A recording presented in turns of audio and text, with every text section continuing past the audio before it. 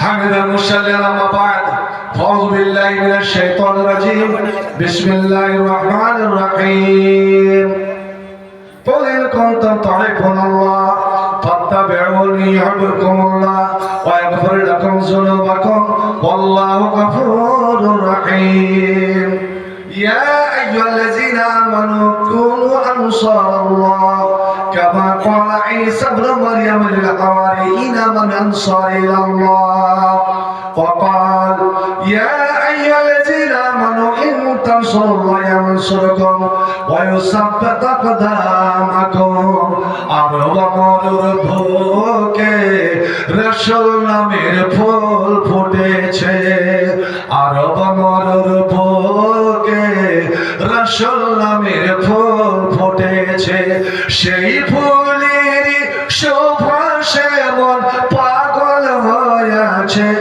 আমার রাসূল এসেছে ভবে শান্তি এসেছে মোর নবী এসেছে ভবে শান্তি এসেছে আরব মরুর বুকে রাসূল নামের ফুল ফুটেছে সেই ফুলের সুবাসে মন পাগল হয়ে আছে আমার রাসূল এসেছে ভবে শান্তি এসেছে মোর নবী এসেছে ভবে শান্তি এসেছে প্রিয়ারা নবী আমার তুমি দিনের জ্যোতি আল্লাহর হাবিব কামলিওয়ালা তুমি হীরামতি প্রিয়ারা নবী আমার তুমি দিনের জ্যোতি আল্লাহর হাবিব কামলিওয়ালা তুমি হীরামতি তোমায় পেয়ে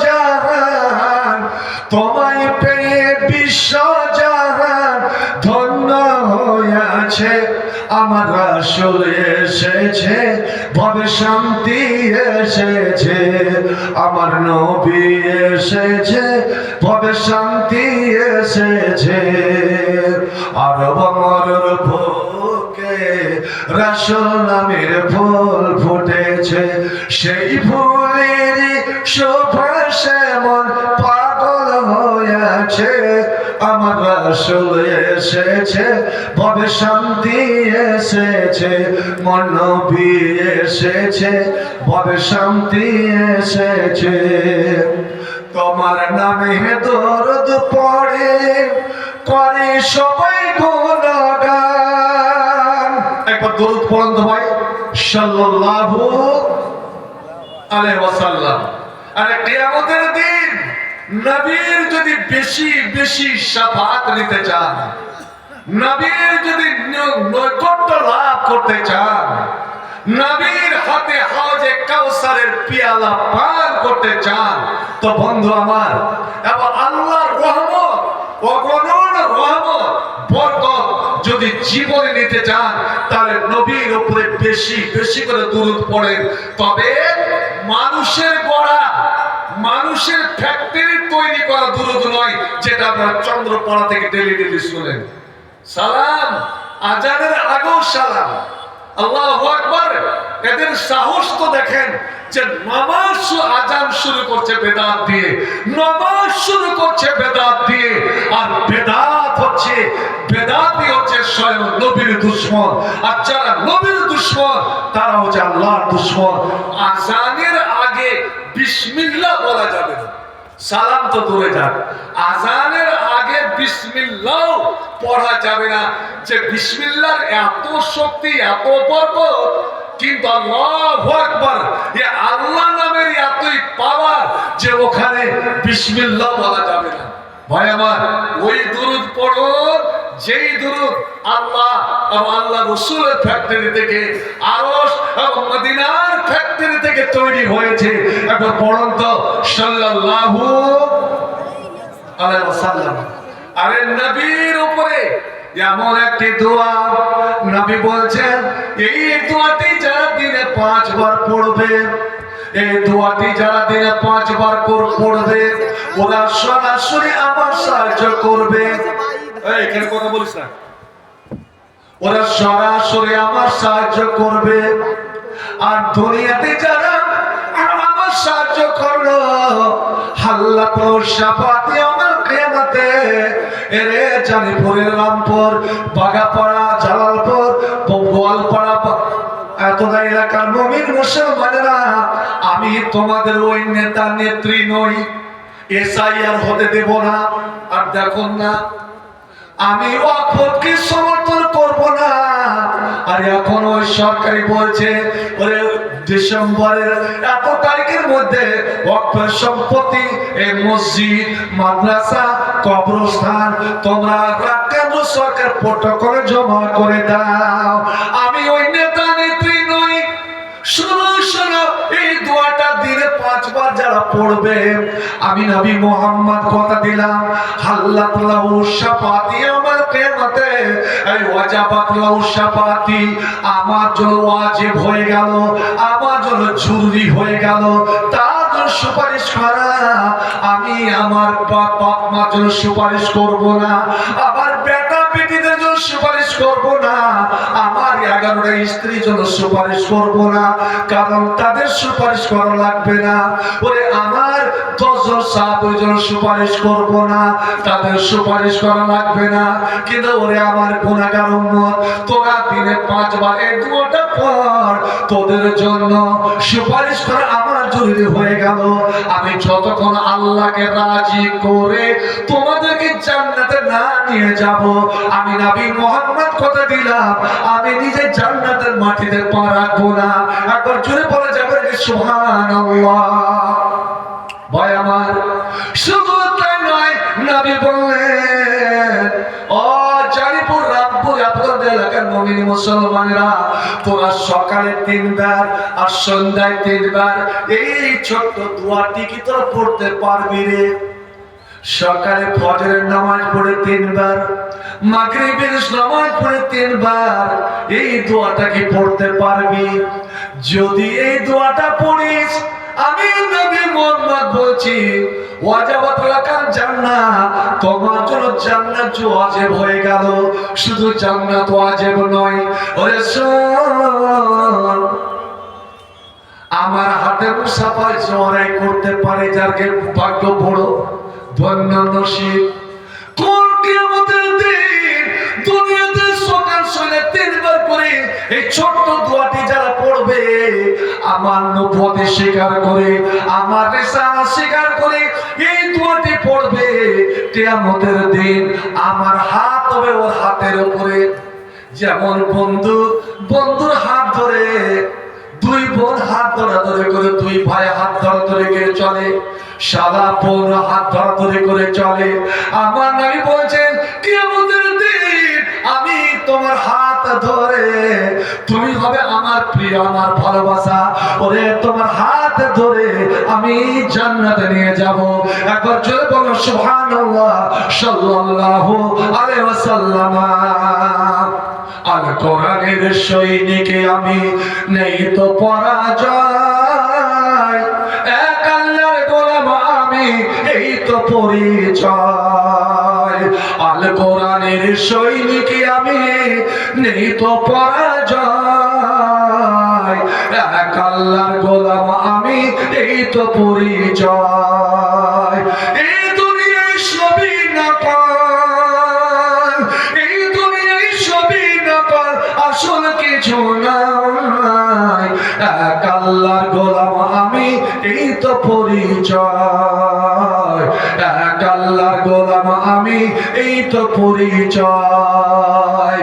আল কোরআন হাদিস শাসনতন্ত্র, রাসূল আমার নেতা, উৎসাহ আমার চির আমার ইতিহাস বীর গাথা।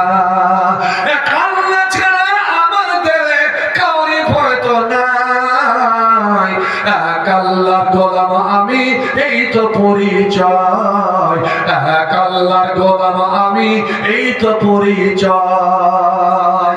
জীবনের চেয়ে ঈমানের দাম জানো অনেক বেশি, তবে কেন ঈমান রেখে জীবন নিয়ে খুশি। ইমান বিক্রি করে খাচ্ছি না বাঁচি সুখে। আমার লক্ষ্মী ভান্ডার ঢুকেছে কিনা দেখো তো, দেখো তো। হাই আল্লাহ। আর আমরা এমন কাপুরুষ হয়ে গেছি যে আমরা নবীর নিজের স্ত্রী, মা, বোন, খালা, বেটি রেখে আমরা লেলিয়ে দিয়েছি ওই মোবাইল ওখানে। যা লাইন ধরে দেখ টাকা ঢুকেছে কি ঢুকেনি। ভাই আমার, এত বড় বড় মেয়ে, সাবালিকা মেয়ে, বিবাহিতা মেয়ে, ছেলের মা টিকটক করে বেড়াচ্ছে যেখানে সেখানে। এই তো দেখবেন ফুলবতী মেয়েটাকে। এত পুরুষটা, এত কাপুরুষ, এত ভাড়ুয়া, জাহান্নাম দুনিয়াতে কি করে খরিদ করতে হয় দেখে নিন। যারা নিজের স্ত্রী, মা, বোন, বেটিদেরকে এরকম বেহাইয়া ছেড়ে দেয় তাদের জন্য জাহান্নাম। নবী বলেছেন অবধারিত জান্নাতের হাওয়াটুকু তারা পাবে না। ভাই আমার, জীবনের চেয়ে ইমানের দাম জানো অনেক বেশি। তবে কেন জীবন ইমান রেখে জীবন পেয়ে খুশি। তোর ইমানের মাঝে আছে, তোর ইমানের মাঝে আছে মুনাফিকের জয়। এক আল্লাহর গোলাম আমি, এই তো পরিচয়। এক আল্লাহর গোলাম আমি, এই তো পরিচয়। সবই নকল, আসল কিছু নাই। এক আল্লাহর গোলাম আমি, এই তো পরিচয়। গোলাম ভেবে মাথা ঝুঁকাও নামাজের মাঝে। কেন সিজদা করি? আমরা আল্লাহর গোলাম। আমরা কার গোলাম ভাই বলুন তো? আমরা কার বান্দা? জোরে বলুন। আরে জোরে বলুন না। আল্লাহর বান্দা, আল্লাহর গোলাম। কিন্তু দেখবেন ভাই, এই যে আপনাদের পাশে আছে, ওরা কি বলবে? নাহানু ইবাদু মুহাম্মাদিন, আমরা মুহাম্মদের গোলাম। সুবহানাল্লাহ। হযরত আবু বকর বলছিলেন, শোনো এই কবর পূজারীরা, শোনো, মান কানা ইয়াবুদু মুহাম্মাদান ফাইন্না মুহাম্মাদান কাদ মাত। যারা মুহাম্মদের পূজারী, মুহাম্মদের গোলামি করে, শুনে নাও মুহাম্মদ সাল্লাল্লাহু আলাইহি সাল্লাম মারা গেছেন। তিনি মারা গেছেন। আর আল্লাহর জন্য মরণ নাই। আল্লাহু লা ইলাহা ইল্লা হুয়াল, ওটা শব্দটা ভুলে গেলাম, কয় না কি ইল্লা হুয়াল হাইয়ুল কাইয়ুম। अल्लाह हमेशा से है और हमेशा रहेगा। अल्लाह एक है, पाक और बेआइब है। अल्लाह ना तंद्रा ना घूम, अल्लाह सदा जागृत। भाई আমার, তা আল্লাহর গোলাম হয়ে তো মাথা ঝুঁকাচ্ছি, তো সিজদাতে গোলামি, আর অন্য ক্ষেত্রে গোলাম ভাবে মাথা ঝুঁকাও নামাজের মাঝে। সে আল্লাহর সঙ্গে বেঈমানি করো সকাল এবং সাঁঝে। গোলাম ভেবে মাথা ঝুঁকাও নামাজের মাঝে। সে আল্লাহর সঙ্গে বেঈমানি করো সকাল এবং সাঁঝে। তাদের সর্বক্ষেত্রে না মানিলে, তাদের সর্বক্ষেত্রে না মানিলে কিছু গ্রহণযোগ্য নয়।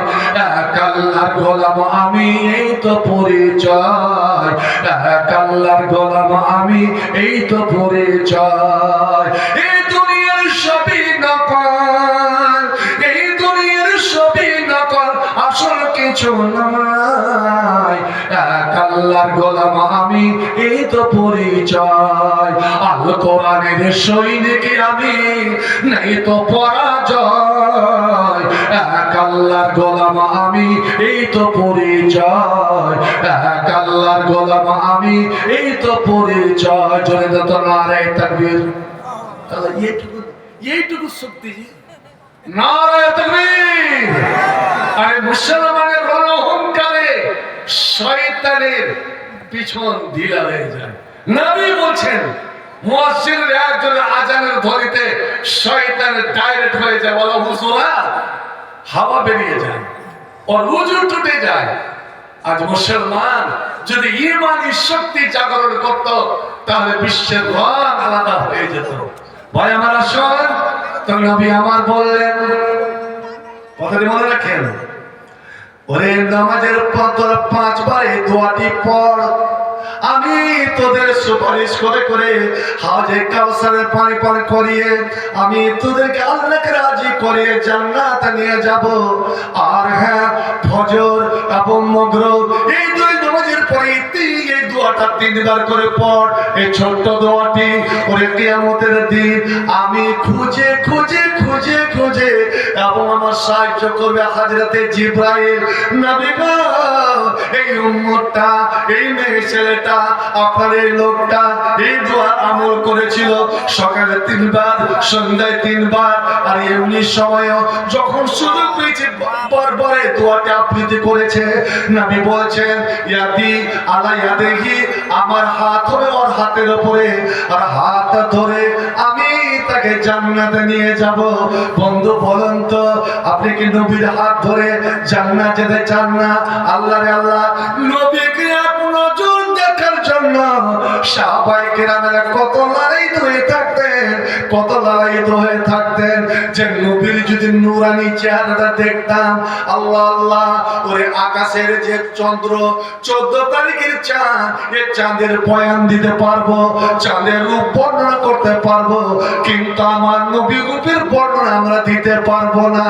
আল্লাহ, যতই দেখি ততই যেন মন উতালা হয়ে যায়, মন ভরে না, মন চায় আমি দুনিয়া সমস্ত ছেড়ে দিয়ে নিজের ছেলে মেয়েকে ভুলে গিয়ে, নিজের স্ত্রীকে ভুলে গিয়ে আমি নবীকে না খেয়ে না দিয়ে আল্লাহ যেন দেখতে থাকি, দেখতে থাকি। তিনি আমার খাদ্য, তিনি আমার পানি।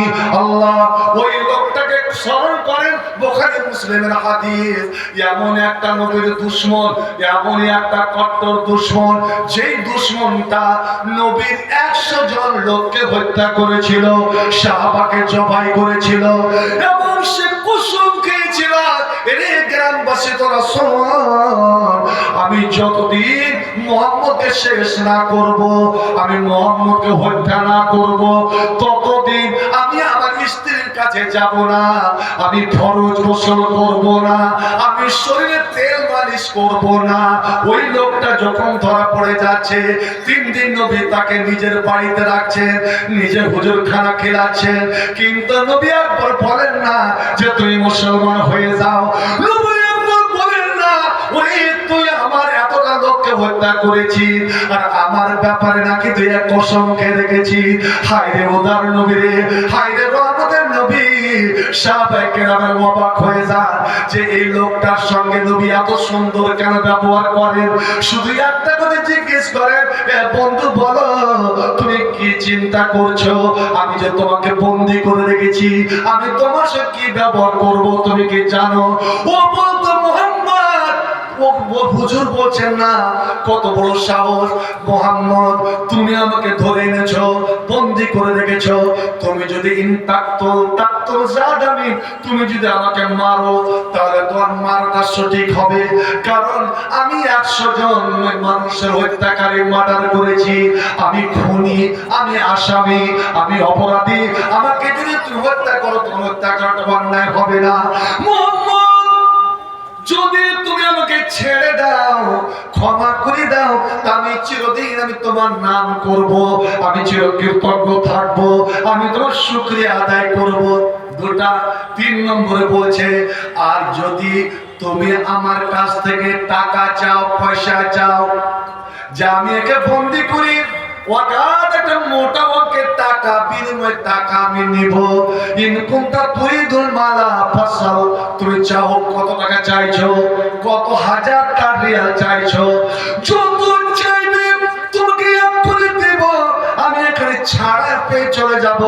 নবী কিছু বলেন না। 1 দিন 2 দিন 3 দিন, 3 দিনকে দিন ফজরের কিছুক্ষণ পরে নাস্তা পানি খাইয়ে নবী বলছেন সাহাবাদেরকে, আবু বকর এর বাঁধন খুলে দাও। যেমন বাঁধন খুলে দিয়েছে, ও চমকে অবাক হয়ে গিয়েছে। বাঁধন কেন খোলে? নবী বলছেন, সোমারে, তোমার সঙ্গে যদি কোনো অন্যায় ব্যবহার করে থাকে আমার ছেলেরা, তুমি ভুল সেটা নিও না, ক্ষমা করে দিও। তুমি 3 দিন ধরে আমার এখানে থাকলে, আমার জেলখানা পরিষ্কার ফার্নিচার নয়, আমার কোনো মহল নাই, কোনো অট্টালিকা নাই, এসব কাঠের বাড়িতে এই খেজুর পাতা ছাউনির মধ্যে তোমাকে রাখলাম। খাওয়াতে দাওয়াতে কোনো যদি ভুল হয়, কষ্ট পেয়ে থাকো, তুমি কিছু মনে নিবে না। যাও, আমি তোমাকে মুক্ত করে দিলাম, আমি তোমাকে ছেড়ে দিলাম। একবার বলা যাবে কি সুবহানাল্লাহ।